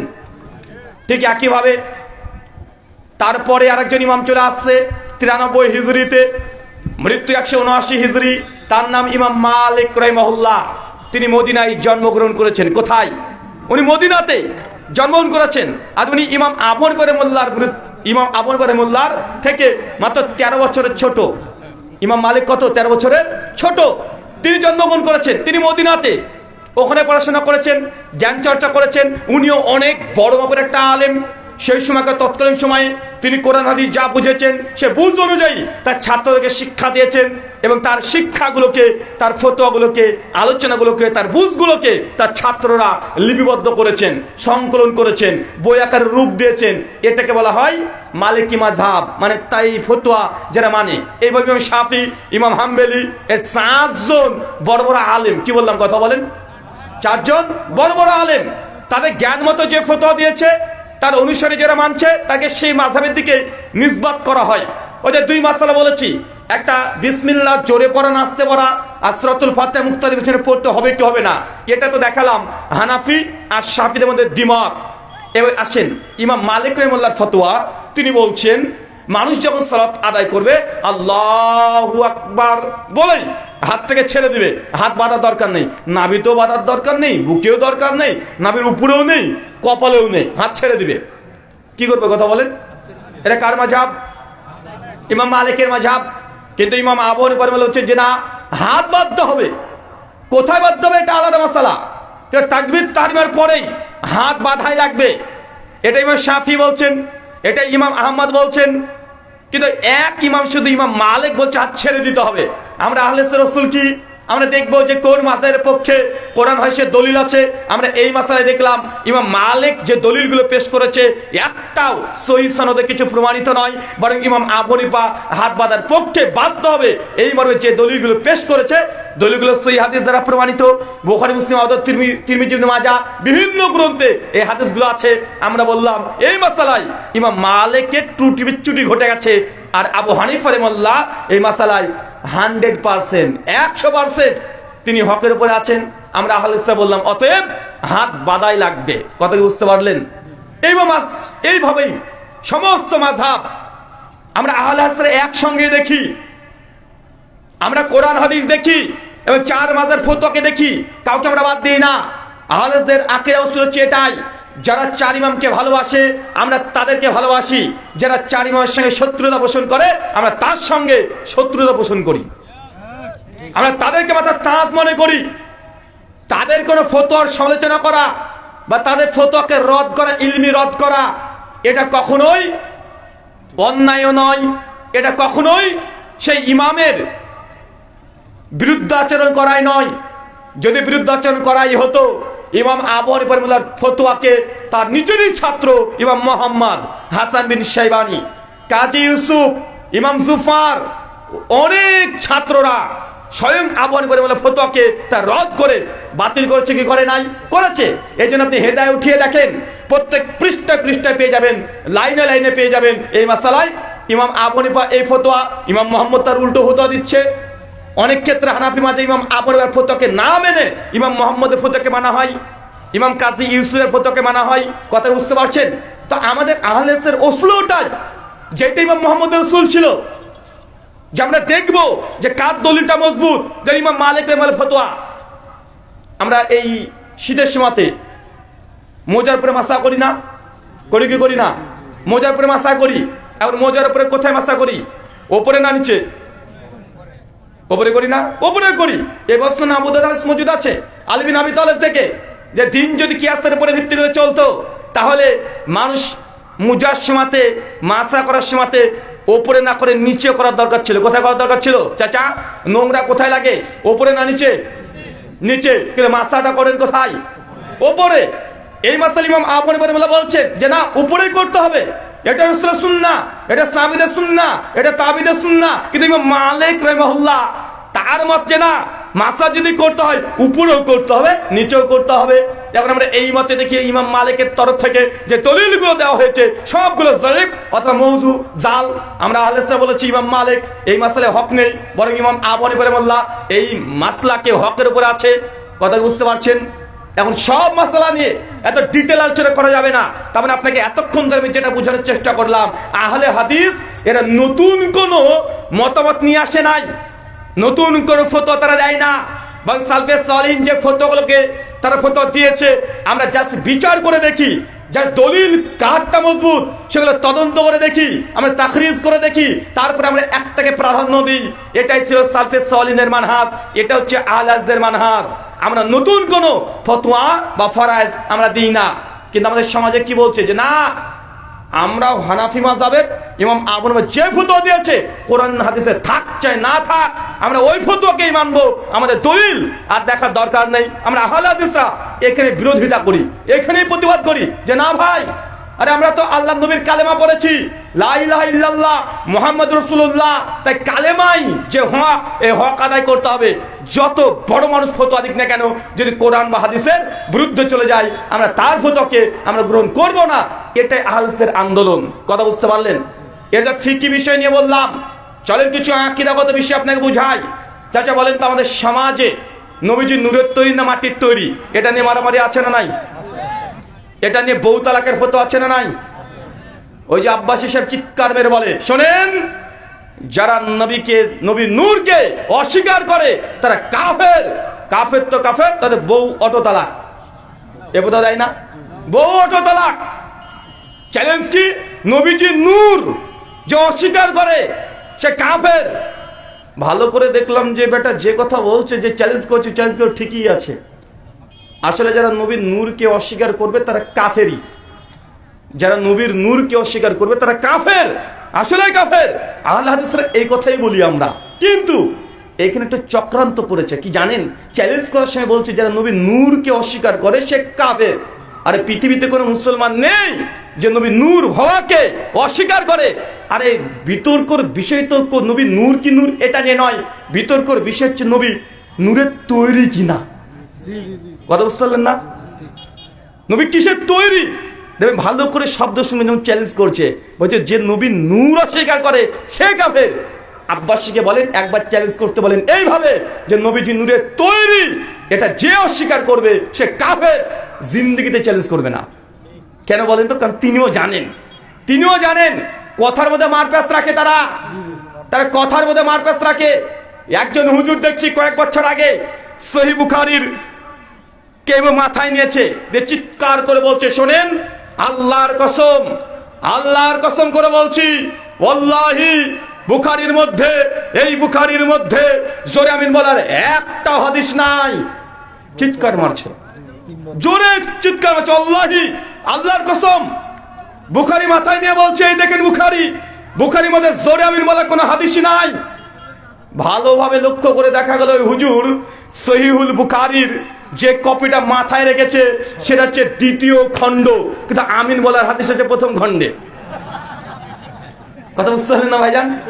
মানুষকে ধোঁকা দেওয়া হচ্ছে। আরে এগুলো হচ্ছে ইহুদিরা এই কোয়ালিটির করতো। সূরা আরাফ খুলেন 142 নম্বর আয়াত থেকে পর পড়তে শুরু করেন। আল্লাহ উলামায়ে সু তথা উলামায়ে ক্রাইমদের কথা আলোচনা করেছে। আল্লাহ সুবহানাহু ওয়া তাআলা ইহুদি যারা ছিল তাদেরকে বলেছে, শোন, তোরা সাবাত শনিবার কোনো কাজ করবি না, মাছ পর্যন্ত ধরবি না। ইহুদিরা কি করলো? ঠিক আছে, মাছ ধরবো না। মাছ তারা সে ধরেও না, তবে কি করতে চাচা? শনিবারে মাছ জালটা পুকুরে ফেলে রাখতো। কথা বুঝেননি মনে হয়? ইহুদিদের জন্য শনিবার মাছ ধরা হারাম ছিল। কি ধরা হারাম ছিল? মাছ ধরা হারাম ছিল। শনিবার মাছ ধরতে পারবে না, নিষিদ্ধ, হারাম। ইহুদিরা কি করত? ওরা চক্রান্ত করে শনিবারে মাছ ধরতো না, কিন্তু পুকুরে জাল ফেলে রেখে দিত। সারাদিন মাছ গিয়ে জালে আটকাতো, কিন্তু তুলতো না শনিবার। যখনই সূর্য ডুবে যেত, রবিবার পরে গেল, সঙ্গে তুলতে শুরু করে দিত। এটা কি চক্রান্ত না? চক্রান্ত। মানে আল্লাহ সুবহানাহু সঙ্গেও এই বদমাইশিগুলো তারা করেছে একাধিক ভাবে। ইহুদিদের স্বভাব চরিত্র এটা ছিল। আমাদের মুসলিম সমাজে এটাই দেখা যায়। মুসলিম সমাজে তারা বুখারী প্রথম খণ্ড না দ্বিতীয় খণ্ড মাথায় নিয়ে বলছে বুখারীর মধ্যে আমিন বলা কোনো হাদিসই নাই। আবার এই মাসালায় বলছে নবীজি যে নূর অস্বীকার করে সে কাফের। চলেন এই নূর আর ভাষা নিয়ে সংক্ষিপ্ত কথা বলি এবং আহলে হাদিসদের আকীদা যে কি এবং কোনটা হক আপনি বুঝতে পারবেন। দেখেন আহলে হাদিস আমরা বলি নবী নূর, আমরা বলি। চাচা নূর মানে কি জানেন? নূর মানে আলো। কি বলেন তো? আলো, জ্যোতি, লাইট। এটাকে আরবিতে বলা হয় নূর। তো নবীকে নূর কোরআনে বলেছে সূরা মাইদার 15 নম্বর আয়াতে, কদ জাআকুম মিনাল নাহি নূর ওয়া কিতাবুন মুবিন। শোনো, তোমাদের কাছে একটা কিতাবুল মুবিন পাঠিয়েছি, মানে আল কোরআন। সঙ্গে সঙ্গে একটা নূরও পাঠিয়েছি। এই নূর ইয়ানি ইবনে কাসির উঠিয়ে দেখেন, তাফসীর কুরতুবী উঠিয়ে দেখেন, তাফসীর তাবারি উঠিয়ে দেখেন, আহসানুল বায়ান উঠিয়ে দেখেন, যা দেখবেন সবাই এখানে একটা অনুবাদ ব্যাখ্যা করেছে নূর ইয়ানি মুহাম্মদ রাসূলুল্লাহ সাল্লাল্লাহু আলাইহি ওয়াসাল্লাম। তথা মুফাসসিররা একমত নূরের একটা অর্থ নবী। তার মানে কোরআনে নবীকে নূর বলেছে কি বলে নাই? চাচা বলেছে। এবং কেউ যদি নবীকে নূর অস্বীকার করে সে কাফের হবে না? অবশ্যই কাফের। কিন্তু দেখেন ঝামেলা কিন্তু নবী নূর কি নূর এটা নিয়ে নয়, ঝামেলা কি নিয়ে? তৈরি নিয়ে। কোরআন ঘেটে দেখেন, তাফসীর গুলো ঘেটে দেখেন, কোন মুফাসসির বলছে না যে আয়াত থেকে নবী নূরের তৈরি, এটা প্রমাণ হয়, কেউ বলছে না। কিন্তু ওই কালো চশমালা হুজুর বলছে না ভাইজান, উনি বলছেন। আর জনসন তো বুঝে না, অতটা গভীরভাবে দেখতেও চায় না। জাজ বলছে নবী যে নূর যে অস্বীকার করে সে কাফের। সাধারণ মানুষ বুঝে নিয়েছে তার মানে এটা নূরের তৈরি বুঝাচ্ছে। তাই ঝামেলা তো এটা নিয়ে। দেখেন কোরআনুল কারীম সূরা মাইদা আয়াত 44, 46, 67 তিনটে জায়গায় তিনটে আয়াতে আল্লাহ তাওরাত, জাবুর, ইনজিল তিনটে আসমানি গ্রন্থকে নূর বলেছে। চাচা নূর বললেই যদি নবী নূরের তৈরি হয়ে যায় তো তাওরাত, জাবুর, ইনজিল এগুলোকে তো আল্লাহ কোরআনে নূর বলেছে, তাহলে এগুলো কি নূরের তৈরি হবে? কি বলছেন হবে? তাওরাত, জাবুর, ইনজিল, কোরআন, কোরআন কি নূরের তৈরি? কিন্তু কোরআনকে তো আল্লাহ নূর বলেছে, কোরআনকে তো নূর বলা হয়েছে। সূরা নূরের 35 নম্বর আয়াত আল্লাহ নিজেকেই নূর বলছেন। আল্লাহকে তাহলে কি নূরের তৈরি বানিয়ে দিবেন? সহিহ মুসলিম 753 নম্বর হাদিস কিতাবুস সালাত আছে, as-সালাতুন নূর, নামাজ হচ্ছে নূর। চাচা বলেন তখন নামাজ কি নূরের তৈরি? হ্যাঁ কথা বলেন, নামাজ নূরের তৈরি। কিন্তু মানুষকে এভাবে বোঝানো হচ্ছে, এইভাবে ধোঁকা দেওয়া হচ্ছে। নবীকে যেহেতু কোরআনে নূর বলেছে, নবী নূরের তৈরি, তবে একটা চাঁদকেও তো আল্লাহ নূর বলেছে কোরআনে। সূরা ফুরকান 61 নম্বর আয়াতে, সূরা ইউনূসের 15 নম্বর আয়াতে। তো চাঁদকে এখন নূরের তৈরি বলবেন? আল্লাহ নিজেকে নূর বলেছে, আল্লাহকে আপনি নূরের তৈরি বলবেন? কোরআনকে আল্লাহ নূর বলেছে, তাই কোরআনকে নূরের তৈরি বলবেন? নামাজকে আল্লাহ নূর বলেছে, নামাজকে আপনি নূরের তৈরি বলবেন? ওরা বলছে যে না, বলবো না। ভাই বলছি কি বলছে না? কথা বলেন। তারা বলছে না। তার মানে বোঝা গেল কোন জিনিসকে নূর বলা মানে সেটা নূরের তৈরি না। আর যদি বলে হ্যাঁ, তাই সবগুলোকে নূরের তৈরি বিশ্বাস করতে হবে, তারা মানতে রাজি না। তার মানে বোঝা যাচ্ছে ডাল মে কুছ কালা হে, ডাল মে কুছ কালা হে না, আর ডাল মে কুছ কালা নেই হে, বলকি পুরো ডালই কালা হে। ডালে শুধু একটু একটু কালো এরকম কিছু না, মানে গোটা ডালটা তারা কালো করে ফেলেছে এই মাসালায় এসে। চাচা যারা নবীকে নূরের তৈরি না মাটির তৈরি বেশি ঝামেলা করে তাদেরকে দেখবেন তারা বলে আলী বিন আবি তালেবকে শেরে খোদা বলে। কি বলে না? শেরে খোদা বলে না? আচ্ছা শেরে খোদার বাংলা মানে কি? আল্লাহর বাঘ। কি? আল্লাহর বাঘ, টাইগার। এখন কেউ যদি বলে যে আলী বিন আবি তালেব শেরে খোদা তথা আল্লাহর বাঘ, আর কোনো বেকুব পাগল যদি গিয়ে দেখে তার মানে মনে হয় আলী বিন আবি তালেবের পেছনে একটা লেজ ছিল বাঘের মতো। এরকম কেউ ভাবে নাকি? আর কেউ যদি ভাবে সে মানুষ না পায়জামা? হ্যাঁ, সে মানুষ না পায়জামা? ও বেটা পায়জামা। আরে শেরে খোদা বলছে তার বৈশিষ্ট্যের জন্য। এটা হাঁটিক অর্থে নয়, এটা মাজাজান অর্থ, রূপক অর্থ, মেটাফরিক্যালি। এটা শুধু জাস্ট অ্যাট্রিবিউট, বৈশিষ্ট্য, সিফাত। এটা হাকিকত অর্থ বলছে যে আলী শেরে খোদা মানে সে বাঘের মতো দেখতে ছিল এমনটা নয়, বরং তার যে ক্ষমতা, তার পাওয়ার, তার দাম্ভিকতা, এই জন্য তাকে শেরে খোদা বলা হয়েছে। বাংলাদেশে একটা গান গাওয়া হয় বাংলাদেশকে নিয়ে, আমরা পড়েছিলাম পশ্চিম বাংলাতেও এটা বেশ চলে, বলা হয় আমার সোনার বাংলা আমি তোমায় ভালোবাসি, তথা বুঝতে পারলাম বাংলাদেশ সোনার বাংলা। কিন্তু গোটা বাংলাদেশ ঘুরে বেড়াচ্ছি, একটুকু সোনা দেখতে পাইনি। কোথায় সোনা রে ভাই? সব খেড়ে পড়ে বসে আছেন। কোথায় সোনা? সোনা আছে নাকি? তো বাংলাদেশকে তো আপনারা লিখেছেন কবিতা, আমার সোনার বাংলা আমি তোমায় ভালোবাসি, চিরদিন তোমার আকাশ তোমার বাতাস আমার প্রাণে বাজাই বাসি। আপনার পড়ছেন, বলছেন, অথচ বাংলাদেশে আমি জীবনে রাস্তাঘাটে কোনো জায়গাতে সোনা দেখি না, দেখা যায় না। তার মানে এখন কেউ যদি ভাবে যে সোনার বাংলা মানে বাংলা সোনা দিয়ে তৈরি, তো এই যে ভাববে এ মানুষ না পায়জামা, এবারটা পায়জামা। আরে বুঝেনি, বাংলাদেশের প্রশংসা গীত গাইতে গিয়ে তাকে প্রশংসামূলক মেটাফরিক্যালি মাজাজান অর্থে তাকে সোনার বাংলা হয়ে বলা হয়েছে, এটা হাকিকি অর্থে নয়। ঠিক একইভাবে আল্লাহ নবীকেও নূর বলেছে, এটা সৃষ্টিগত খলকি নূর নয়, এটা সিফাতি নূর। নবীকে নূর কেন বলা হয়েছে? নূর মানে তো আলো। আল্লাহ নবী তিনি মানুষকে জান্নাতে রাস্তা দেখাবে, এই জন্য নবীকে নূর বলা হয়েছে। সাদকে কেন নূর বলা হয়েছে? সাদ মানুষকে রাত্রে আলো দেয়, এই জন্য নূর বলা হয়েছে। কোরআনকে কেন আল্লাহ নূর বলেছে? কোরআন মানুষকে হেদায়েতের নূর দেখায়, রাস্তা দেখায় জান্নাতের, এই জন্য নূর বলা হয়েছে। কিন্তু হুজুররা পড়ে আছে নবী নূরের তৈরি না মাটির তৈরি, এটা নিয়ে আছে না নাই? আরে বুঝিয়েছে এক, আমরা বুঝি আর আমরা উল্টো বুঝি না, উল্টো বুঝি। চলেন আরেকটা মাসালা আপনাকে দেখাই। অনেকে বলে দেখে এরা আহলে হাদিস, এরা নবীদের কারামত অলিয়া উলিয়ার কারামতকে বিশ্বাস করে না। কারামতুল আউলিয়া হাক্কুন, অলিদের কারামত সত্য, বলছে আহলে হাদিসরা বিশ্বাস করে না। জি না, আহলে হাদিসরা কারামতে বিশ্বাস করে। আহলে হাদিসরা কি বলেন? কারামতে বিশ্বাস করে। চাচা কারামত বুঝেন তো? আবার কারামত কি বলেন তো? ওই দেখেন আপনার পীর সাহেব এক পায়ে দাঁড়িয়ে 40 বছর ধরে নামাজ পড়েছে, এরকম গল্প করে না? বলছে আমার পীর সাহেব জাতা বড় পীর নাকি গো, জীবনে মসজিদে নামাজে জামাতে শরীক হয়নি। তো কেন হয়নি? বলছে আমার পীর সাহেব বাড়িতে যায় না, সেটা পেতে দিত, আল্লাহু আকবার বলতো, একটু পর দেখি পীর সাহেব নাই, যায় নামাজও নাই। কোথায় তাহলে? মক্কাতে নামাজ পড়ছে। এরকম বলেন না চাচা?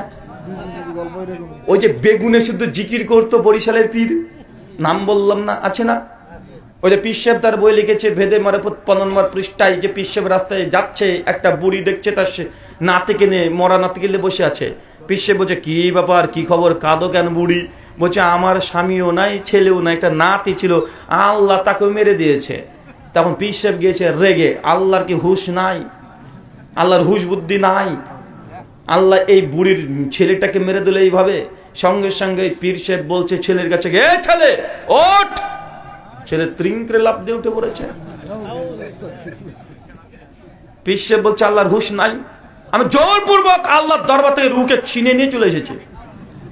এটা পীর সাহেব বলছে। কে বলছে কথা বলে? এটা পীর সাহেবের কারামত। কার কারামত? পীর সাহেবের কারামত। এরকম কারামত ওয়াজিনরা বলে না, বক্তারা বলে না, এবং আমরা আহলে এগুলো সমালোচনা করি, এগুলো নিন্দা করি, কারণ এগুলো আসলেই জালিয়াতি, বাজে কথা।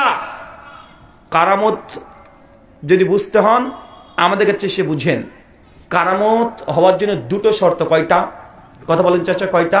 দুটা। এক, আল্লাহ যে কোনো নরমাল মুসলমান মুমিন নামাজি তার মধ্যে দিয়েও আল্লাহ কারামত দেখিয়ে দিতে পারে। দুই, কারামত এটা কারো বাপের পৈতৃক সম্পত্তি না,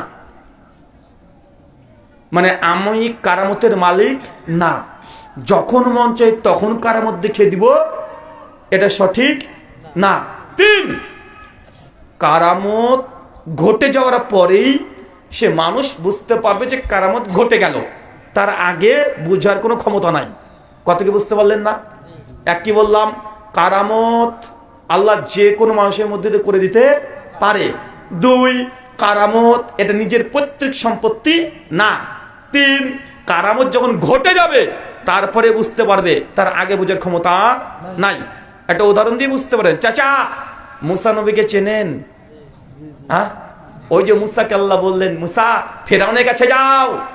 ফেরাউনের কাছে যাবে, মুসা সাল্লাম ভয় খেয়ে গেছে, আল্লাহ একা যাব, আমার ভাইটাকে একটু নবী করে দাও। বলছে যাও, করে দিলাম, চলে যাও, দুই ভাই চলে গেছে আল্লাহর কাছে। আল্লাহ যখন আদেশ করলে চলে গেল ফেরাউনের কাছে। সূরা তাহা 40 থেকে একদম 50 নম্বর আয়াত, পরপর 10টা আয়াত। মুসা আলাইহিস সালাম গিয়েছে, গিয়ে দেখছে ফেরাউনের কাছে বড় বড় জাদুকর, বড় বড় সাপ রেডি নিয়ে বসে আছে। মুসা থেকে ভয় গিয়েছে, রে বাবা এত বড় বড় সাপ। মুসা নবী তখন আল্লাহ, আল্লাহ কত বড় বড় সাপ, কি করব? আল্লাহ বলছে, মুসা হাতে কি? যে আল্লাহ লাঠি, রাস্তাতে চলাচল করি, এটা ফেলে দাও। ফেলে দিয়েছে, যে ফেলে দিয়েছে লাঠি মস্ত বড় সাপ হয়ে গেছে একদম। মুসা দেখে ভয়ে পিছনে পালিয়ে এসছে। পিছনে আসে নাই চাচা? মানে নবী মুসার মাধ্যমে আল্লাহ কারামত ঘটিয়ে দিচ্ছে। মুসা নবী নিজেই বুঝে না, নিজেই বুঝছে না। হাতে তার লাঠি আছে, আরে যে ফেলে দাও, ফেলে দিয়েছে। আল্লাহ কারামত মজে যা আল্লাহ দেখিয়ে দিয়েছে। মুসা নবী নিজে জানছে না হাতে লাঠিটা সাপ হয়ে যাবে, উনি পেছনে পালিয়ে চলে আসছে।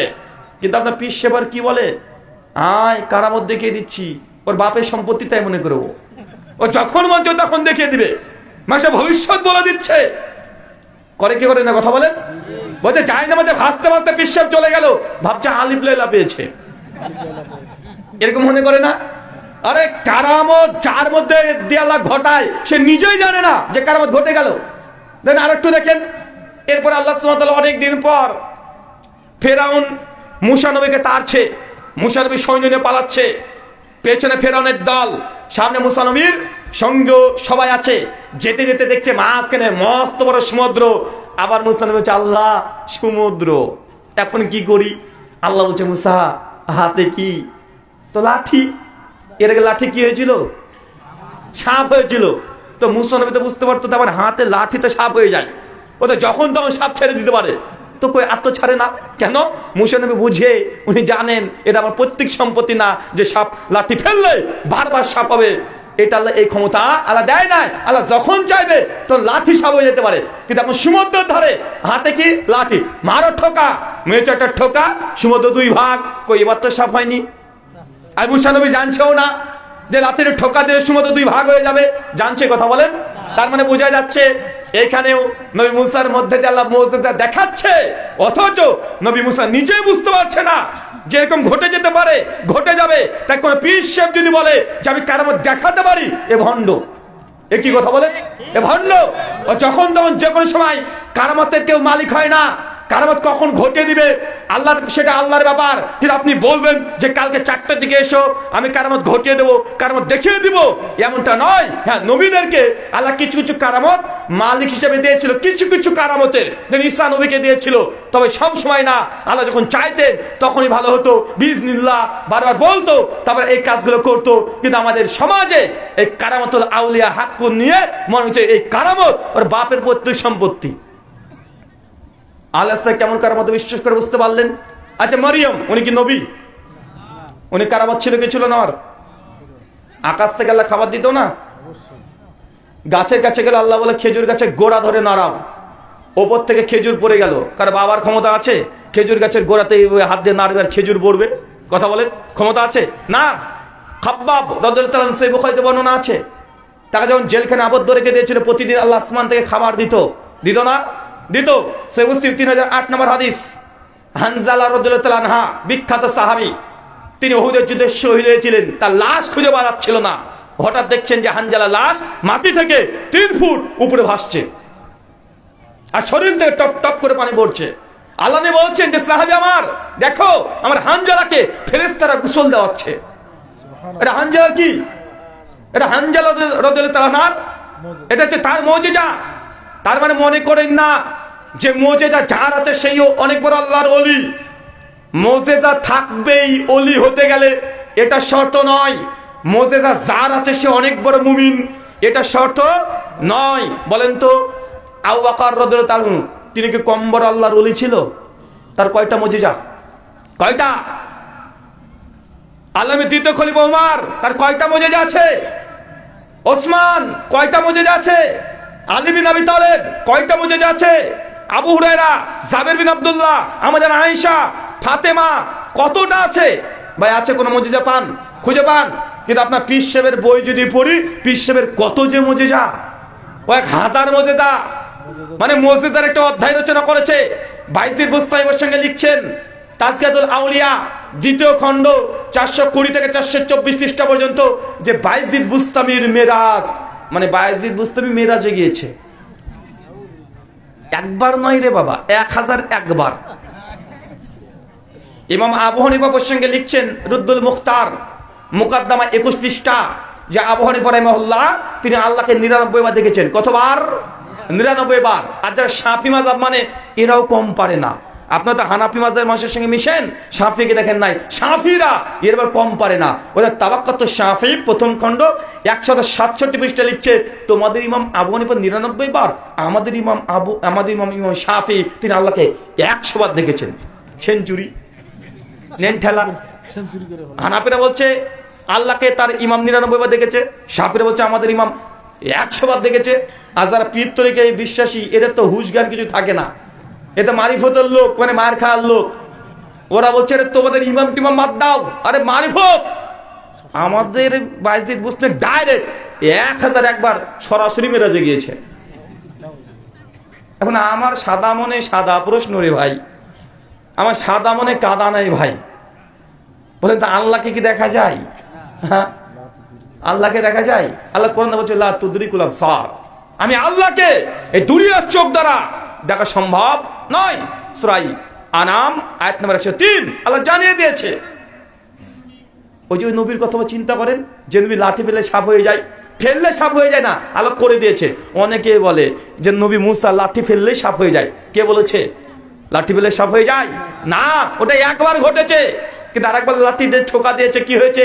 সীমত ভাগ হয়েছে। মানে নবীর মুসা নবীর লাঠি মানে যে সাপ, মানুষকে এমনটা বোঝানো হয়, হয় না ভাইজান? কিন্তু আসলে ব্যাপারটা তা নয়। মুসা নবী আল্লাহকে বলছে আল্লাহ তোমাকে দেখতে চাই। আল্লাহ বলছে মুসা তুমি দেখতে পাবে না। যে আল্লাহ আমি দেখবো তোমাকে, তোমার দর্শন পেতে চাই। আল্লাহ বলছে মুসা তুমি কি আমাকে বিশ্বাস করো না? যে আল্লাহ বিশ্বাস তো করি, কিন্তু ঈমান ইয়াকিন আরো মজবুত করার জন্য তোমাকে দেখতে চাই, তোমার দর্শন পেতে চাই। আল্লাহ মুসা নবীকে বলছেন সূরা আরাফ 143 নম্বর আয়াত, মুসা লান তারানি, তুমি কখনোই আমাকে চোখ দ্বারা দেখতে পাবে না। মুসা নবী তারও শোনে না, আল্লাহ দেখবো, জেদ করছে, বারবার জেদ করছে। দেখবেন অনেক সময় তো ছোট্ট বাচ্চা ছেলে তার বাবার কাছে জেদ করে। কিভাবে জেদ করে? শীতের সময়, এখন শীতকাল, আব্বা আইসক্রিম খাবো। বাবু যাই আইসক্রিম খেতে হবে না, সর্দি লেগে যাবে। বলছে না আব্বা আমি খাবো। আরে আইসক্রিম খেতে নেই, এখন শীতের সময়, ঠান্ডা লেগে যাবে। আরে আব্বা তবুও খাবো। আরে বাবা আইসক্রিম খেতে হয় না, এখন শীতকাল, ঠান্ডা পড়ছে, আইসক্রিম খেলে ঠান্ডা লেগে যাবে। ছেলে তখন বলছে আব্বা তাহলে সোয়েটার পরে খাবো। ভাই এমন কিছু ছেলেরা আছে না, এখন সোয়েটার পরে আইসক্রিম খাবে। সোয়েটার পরে আইসক্রিম খেলে কি ঠান্ডা লাগবে না মনে করছেন? মানে ও তো ওই বুঝে, বাচ্চা ছেলে। তো আমাদের সমাজে এরকম মানুষ আছে। তো মুসা নবী বলছে যে আল্লাহ তুমি দেখবোই। আল্লাহ বলছে মুসাকে লান তারানি, তুমি আমাকে দেখতে পাবে না। তারপরে আল্লাহকে যখন বারবার জেদ করে, আল্লাহ বলছে আচ্ছা ঠিক আছে কয়েকদিন পরে চলে আসো। তুর পাহাড়ে উল্টো দিকে তাকাবে। যখন মুসা নবী তাকিয়েছে, আল্লাহ নূরের তাজাল্লি, আল্লাহকে নয় নূরের তাজাল্লি দেখে উল্টে নবী মুসা আলাইহিস সালাম পড়ে গেছে। এত বড় নবী, কিন্তু আল্লাহ নূরের তাজাল্লি দেখে সহ্য করতে পারেনি। কিন্তু আমাদের পীর সাহেবরা মাঝে মধ্যে আল্লাহকে দেখে, আর আমরা মনে হয় ওদের মতো মাতাল, এগুলো বিশ্বাস করব।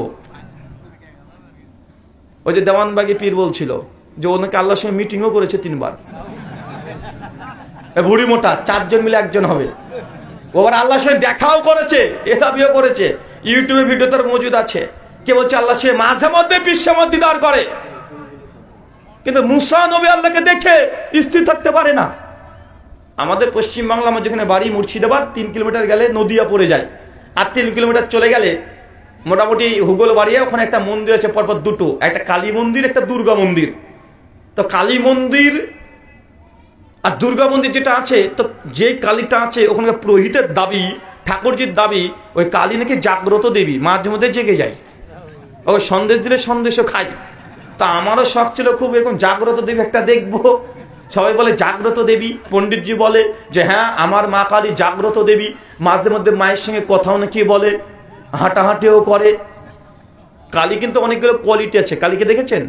হ্যাঁ, কালী পুজো দেখেননি? আরে বাবা, কালো কুচকুচে জিব্বা বের করে থাকে, যেটা পায়ের তলে মহাদেব শিব থাকে, মানে বাবা থাকে। কে থাকে? বাবা থাকে। দেখবেন বাবার পাশে মানে শিব, মহাদেব, নীলকণ্ঠ, রুদ্রা, অনেকগুলো নাম শিবের, 108 খানা নাম আছে। অষ্টোত্তরের সাথে নামও বলি, 108 খানা মহাদেব শিব মহেশ্বর তার নাম আছে। তার কানের কাছে দেখবেন একটা কলকি গাজাও আছে। অনেক হিন্দু দাদারা বলে যে গাজা বাবা কেন খাচ্ছিস? বলছে এটা মহাদেবের প্রসাদ, তার জন্য গাজাতে যখন টান মারবে, বম বলে মারবে টান, এটা তারা করে। ভাই এটা আপনারা দেখতে পান না, আমরা দেখতে পাই। তো ওই মা কালী, কালীর আবার অনেকগুলো রূপ আছে। একটা শ্যামা কালী, একটা শ্মশান কালী। শ্যামা কালী কোনটা? নীল বর্ণের, সাইজ অনেক বড় হয়। আর শ্মশান কালী কোনটা? ছোট সাইজের, গোটাটা কুচকুচে কালো, জিব্বা বের করে রেখে দেয়, এটা হচ্ছে শ্মশান কালী। তো শ্মশান কালী উনি নাকি জাগ্রত দেবী, এটা হচ্ছে পণ্ডিতজির দাবি। মাঝে মধ্যে নাকি ওই পণ্ডিতের সঙ্গে কথাও হয়, পণ্ডিত দেখতেও পায়। তো আমি বললাম যে এটাই যদি হয়, কেন উপনিষদ অধ্যায় 1 শ্লোক নাম্বার 5 আর 6 হিন্দু ধর্মশাস্ত্র কি বলছে দেখেন। তদেব ব্রহ্মাত্মাম বিদ্ধি নেদাং এদিতমুপাসতে এন চক্ষত পশ্যতি এন চক্ষত শিপাস্যতি তদেব ব্রহ্মাত্মাম বিদ্ধি নেদাং এদিতমুপাসতে।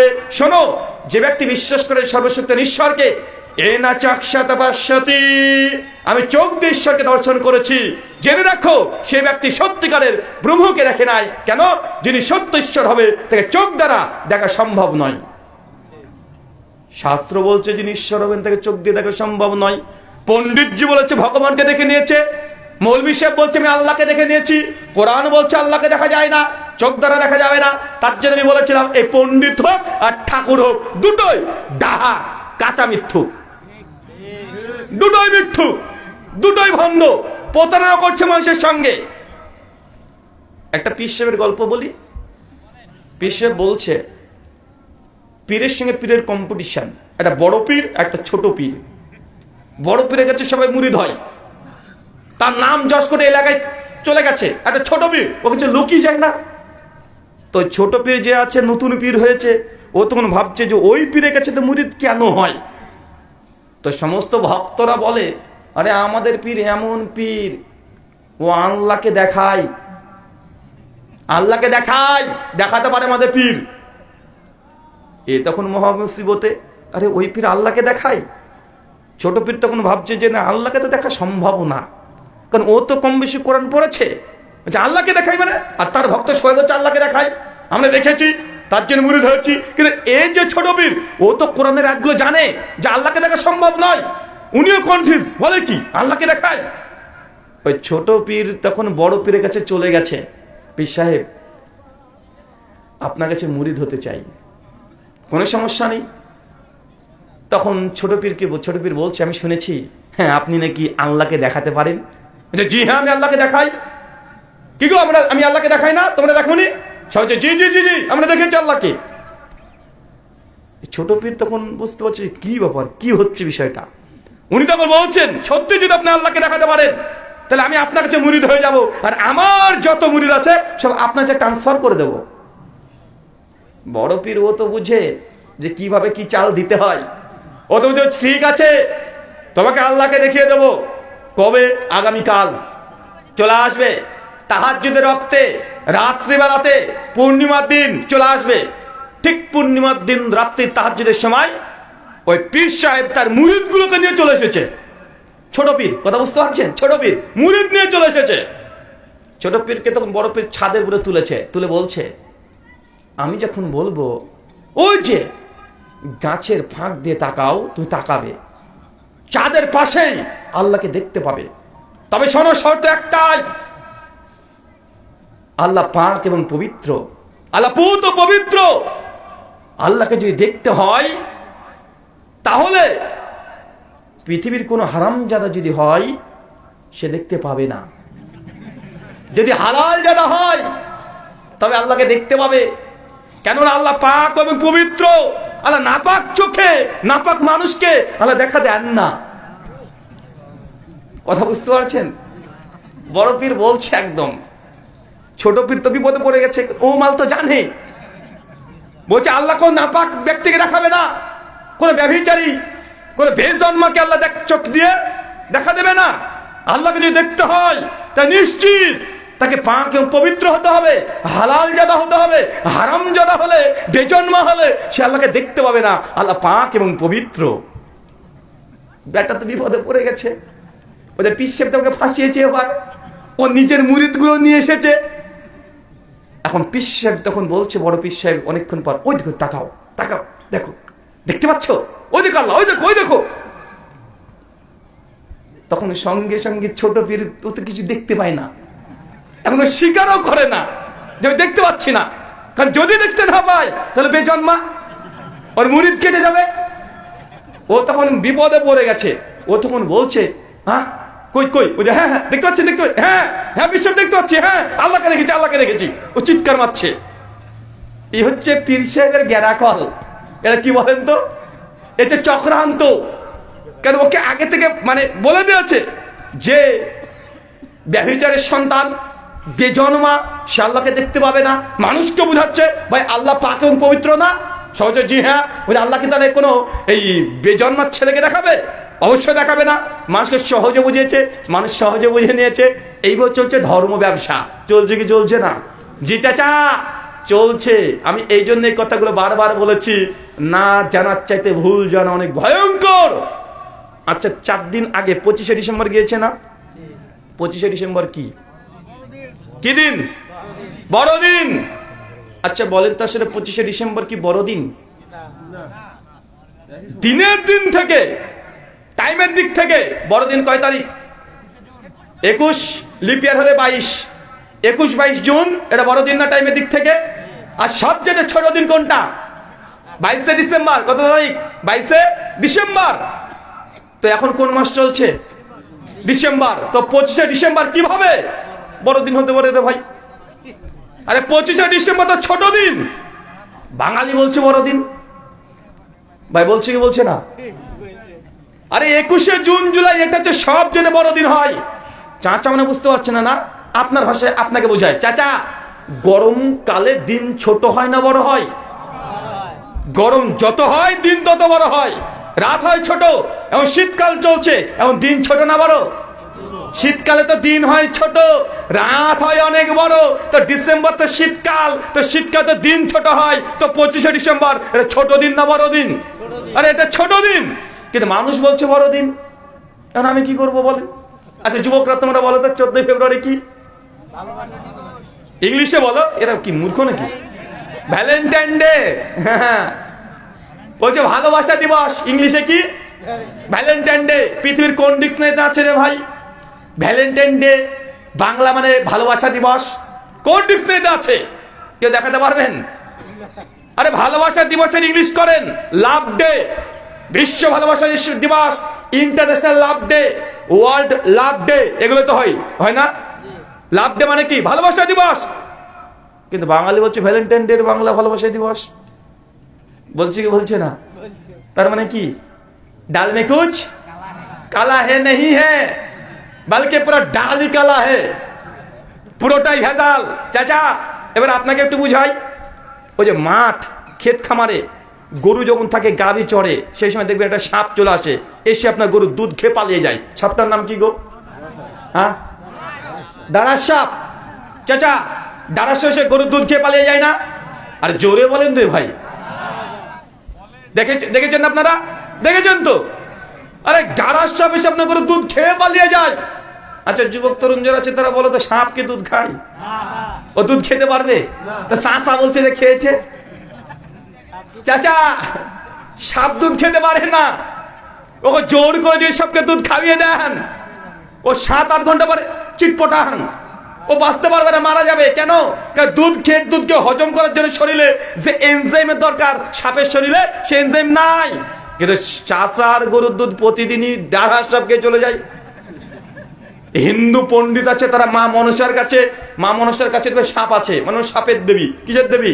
ওদের সবকিছুর আলাদা আলাদা দেবী আছে। সাপের দেবীকে মনসা, লেখাপড়ার দেবতাকে সরস্বতী, ধ্বংসের দেবীকে মা কালী। এই হচ্ছে তাদের এক একটা ব্র্যান্ড, এক একজনই এক এক রকমের কাজ। তো মনসা দেবী, ওর দেখবেন সাপ, ওই যে বেহুলা লক্ষিন্দার, অনেকে আপনারা ঘটনা হয়তো বা জানেন। তো এই মনসা পুজোর কাছে গিয়ে দেখবেন ও ঘটিতে করে সাপকে দুধ দেয়, ওই যে সাপ দুধই খায় না। ওই যে সিনেমাতে দেখেছি, যে সিনেমাতে তো অনেক কিছুই দেখা যায়, সিনেমাতে অনেক কিছু দেখা যায় না, সিনেমাতে তো দেখা যায় মানুষ এবং উপরে হাত তুললো ও বেটা সাপ হয়ে গেল। দেখায় কি দেখায় না? দেখায়। ও যে সাপ কি খায় না চাচা? দুধ খায় না। দেখবেন সাপ উড়ে আসে গ্রাম গ্রাম, আপনার বাড়িতে এসে বলবে তোর বাড়িতে দুটো সাপ শঙ্খ লেগেছিল, 3 বছর আগে একটা সাপকে মেরে দিয়েছে তোর বংশের কেউ, তার জন্য প্রতিশোধ নেওয়ার জন্য এই সাপ তোর বাড়িতে ঢুকেছে। বাঁচে না নাই কথা বলেন? সাপের নাকি 1 টাকায় মেরে দিলে আর একটা রেখে দিলে ও নাকি প্রতিশোধ নেয়। কত বুদ্ধি দেখেছেন সাপের, কত বুদ্ধি। এক বিন নিয়ে সাপুরে চলে এসেছে, এইসব প্যাঁপু করে বিন বাজাচ্ছে। ভাই বলেন তো সাপ কি শুনতে পাই? আর সাপে তো কানই নাই, সাপ শুনতেই পায় না। ওদের সাপকে বিন বাজিয়ে ওকে বের করে নিয়ে চলে আসছে। চাচা তাহলে সাপ কেন ফোঁস ফোঁস করে? চাচা সাপের চোখ আছে, ও যখন দেখতে পায় যে তার সামনে কিছু একটা আছে নড়ছে, ও আন্দাজে ও ছবল মারতে যায়, ও কিছু শুনতে পায় না। কথা বুঝতে পারলেন না? মানে সমাজে তোমার ধর্মের নামে অধর্ম চলছে কি চলছে না? চলছে। খ্রিস্টানরা 25শে ডিসেম্বর যিশুর দিনটাকে বড়দিন বলছে, অথচ সবচেয়ে ছোট দিন, সবচেয়ে এটাই ছোট দিন। ধর্মের নামে একদম হাজারো ধর্ম ব্যবসা চলছে। আল্লাহ সুবহানাহু ওয়া তাআলা তুমি আমাদেরকে কথাগুলো বোঝার তৌফিক দান করে, সকলে বলি আমিন। সম্মানিত শুধু আপনাকে আমার মূল বোঝানোর উদ্দেশ্য এটাই যে আহলে হাদিস এরা কোনো নতুন দল নয়, নতুন করে ফতোয়া ফারাজ তারা আবিষ্কার করে না। এদের মূল উসুল মানহাজ সালফে সালেহিন যে মাসালাগুলো, যে দলিলগুলোর আলোকে ফতোয়া দিয়ে গেছে, আমরা সেগুলোকে কোনটার চেয়ে কোনটা উত্তম এগুলো বেছে বেছে আমরা সেগুলো আমরা আমল করি। এমন কোন হাদিসের একটা ফতোয়া নাই, একটা আকীদা নেই যেটা সালফে সালেহিন আর কোরআন হাদিস থেকে প্রমাণিত নেই। একটাও কেউ দেখাতে পারবে না ইনশাআল্লাহ, একটাও পারবে না। কিন্তু আমাদেরকে তারপরে অনেক অভিযোগ। আল্লাহ সুবহানাহু ওয়া তাআলা তুই বোঝা তো